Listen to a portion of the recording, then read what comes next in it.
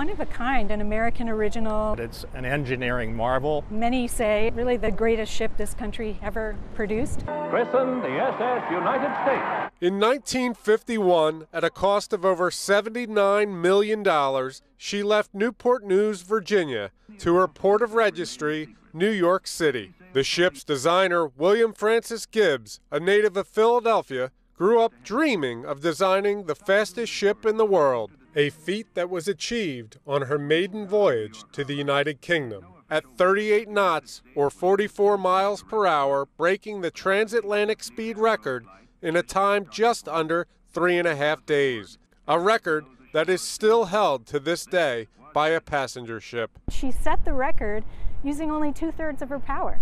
So we don't even know how fast she could have gone. William Gibbs' granddaughter wants the SS United States history preserved, so generations from now, people won't forget what an engineering marvel this vessel is. She just symbolized the nation's post-war strength, resilience, greatness.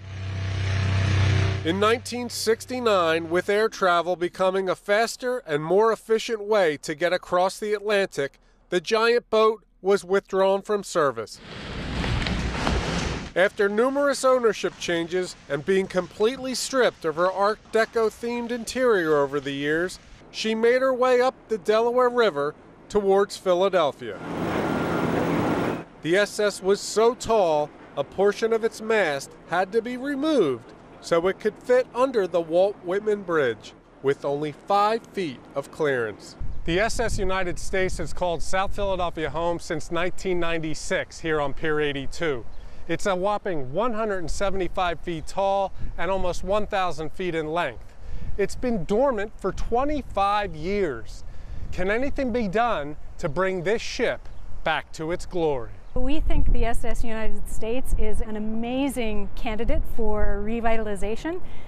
There is 500,000 square feet of usable space, so she could be an amazing mixed-use museum and development complex. The massive ocean liner has shown its age over the years. Outside paint has been chipping away from the structure. Heavy corrosion of rust can be seen anywhere from the railings to parts of the deck where you can see right through. However, because it was built so well, the bones are there to make this an attraction. She's had a rough time since she was pulled from service. She's been waiting a really long time. She's shown great grace and patience, but yeah, I think we got to get this job done. It's her time. Currently, the ship is owned by the SS United States Conservancy, which is a nonprofit organization founded in 1992.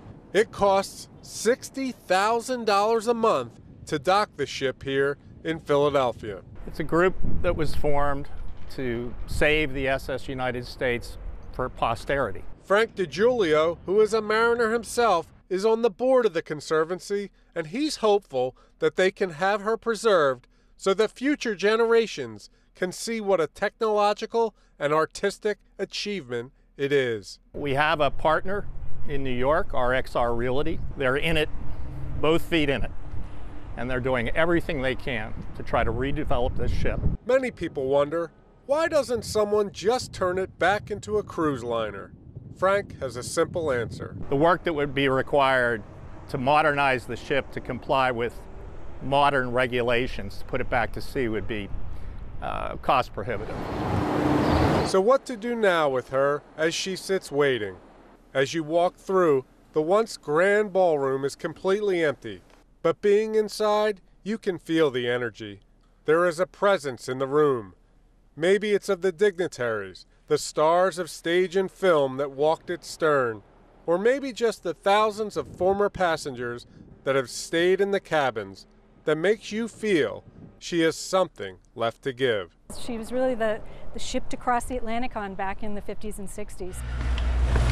The Conservancy is hopeful that someone will come along and save her. There's no question that it will require lots of money, but it will take the right vision for the SS to achieve a rebirth. We're taking it month by month, but I'm encouraged. The ship is famous worldwide. especially among mariners like me. You could talk to a mariner in any country in the world and they know this ship because of how novel it was in terms of the speed and the design. And if you're thinking maybe it's just time to scrap this hulking keel and bring its time on the water to an end, Susan Gibbs has an answer for that. It would be like destroying part of our very important history as a nation. I absolutely hope it doesn't come to that, and I don't think it will. We don't know where it'll end up. It's hard to say. You know, it's a matter of economics, and that's out of our hands. As long as we're able to save it, that's all we really want. I see this ship illuminated, full of people who are in awe of what she was and what she is and what she'll become. And she will endure as this remarkable expression of American history, but also technological innovation, and she will just be alive. In South Philadelphia, aboard the SS United States, Pete Santo, Fox 29 News.